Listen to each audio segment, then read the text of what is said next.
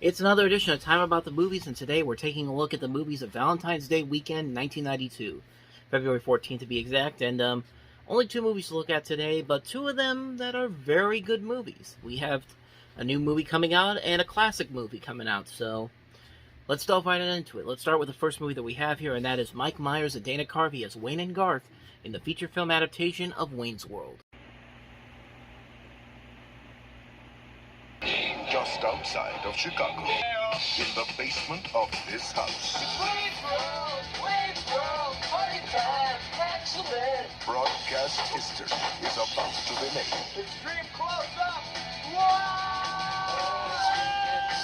I want you to find out who these guys are and where they do their show. What is this? Mr. Vanderhoff, this is your audience. It's two chimps on a Davenport in a basement. Here I am with the contract for $5,000. Excuse me? Now they're on their way No way. Wait. to fame. Will you still love me when I'm in my carbohydrate sequin jumpsuit? Young girls in white cotton panties, bloated, purple, dead on a toilet face? To fortune. Contractor knows. I will not bow to any sponsor. And to babe heaven. What What do you do every time you see this one incredible woman? You think you're gonna hurl? I say hurl. If you blow chunks and she comes back, she's yours. If you spew and she bolts, it was never meant to be. Okay. It's Wayne. This is definitely the type of place I'm gonna get when I move out of my parents' house. It's Garth. I love you guys. If she were a president, she'd be Abraham Lincoln. It's a movie. We're not worthy. We're not worthy. Wayne's World. Hi, Wayne. It just might be the greatest motion picture ever made. Are you mental?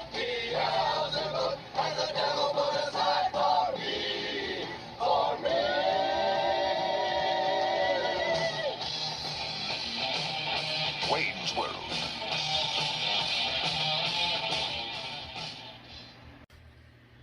Wayne's World is certainly an interesting piece of movie history when you really think about it.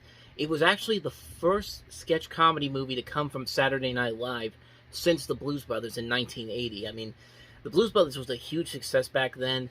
It actually kind of surprised me that Lorne Michaels and the people at SNL, the cast members that they had, never took the characters that they had on there and tried to make a movie out of them. They probably did, but they never really got past the development stage. But this was the first one in 12 years that they said this is worthy enough for a movie, and it made for, honestly, one of my all-time favorite comedies. I mean, really, there's nothing more that I can say about this movie that hasn't already been said about it. It's just a damn good movie. It's hilarious.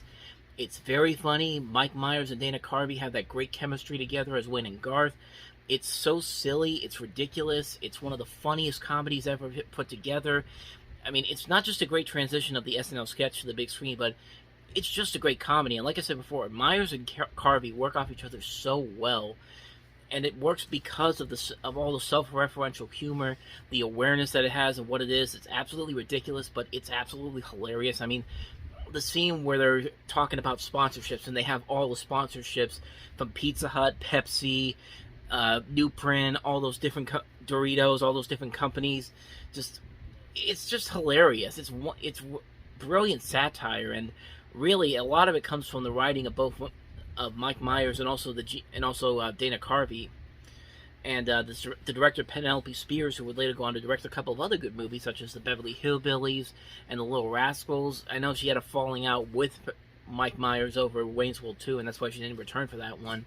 But I think they made amends on that. I don't know for sure, but you can definitely look it up. I think I do remember seeing somewhere that they did make amends on it. So, but yeah, really, what's more I can say about this movie that hasn't already been said? It's absolutely hilarious. The casting overall is just great. Not only do you have Myers and Carvey, but you also have guys like Rob Lowe. You have Brian Doyle Murray, Robert Patrick spoofing his character from Terminator 2, Chris Farley, Ed O'Neill. You got Ione Skye, Meatloaf, Alice Cooper, Tia Carrere, Laura Flynn Boyle. Just a phenomenal cast all throughout this movie. Kurt Fuller in here. Just a great cast. They all work off each other so well. And it's just very funny stuff. It's really, really funny stuff. It really is one of the funniest movies ever made. It began a streak of SNL sketches coming to the big screen in the 90s, but none of them really ever topped what Wayne's World did. I mean, it's just a great movie all around. I love it so much. You love it too. What more do I have to say? It's friggin' Wayne's World. So, with that said, let's go ahead and move on to the other movie that came out this weekend, which, like I said, was a re-release, and that was Disney's The Great Mouse Detective, or as they called it here, The Adventures of the Great Mouse Detective. From Walt Disney Pictures, it's adventure. We've not a moment to lose. It's excitement. Basil, look out! And it's coming your way. Yeah. It's the adventures of the Great Mouse Detective. Smile, everyone. He's Basil of Baker Street. Amazing. And he's teaming up with Toby, Dawson, and little Olivia to take on Ratigan, the world's biggest rat. What did you call me? You're a slimy, contemptible sewer rat. This spring, you're invited to join the fun with Walt Disney's classic, The Adventures of the Great Mouse Detective.